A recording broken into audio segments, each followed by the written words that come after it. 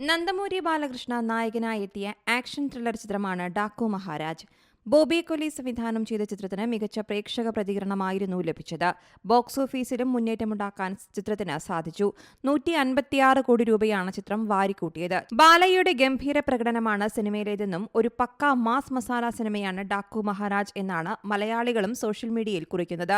ചിത്രത്തിന്റെ പശ്ചാത്തല സംഗീതത്തിനും മികച്ച അഭിപ്രായമാണ് ലഭിക്കുന്നത്. തമനാണ് സിനിമയ്ക്കായി സംഗീതം ഒരുക്കിയത്.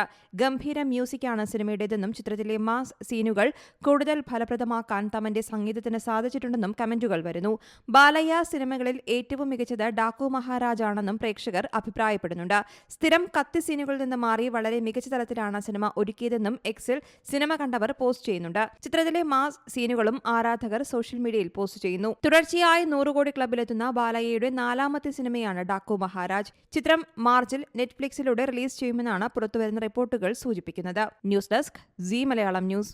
ഏറ്റവും പുതിയ വാർത്തകളും വിശേഷങ്ങളും വിരൽ തുമ്പിലറിയാൻ സി മലയാളം ന്യൂസ് എല്ലാ ഡിജിറ്റൽ പ്ലാറ്റ്ഫോമുകളിലും ലഭ്യം.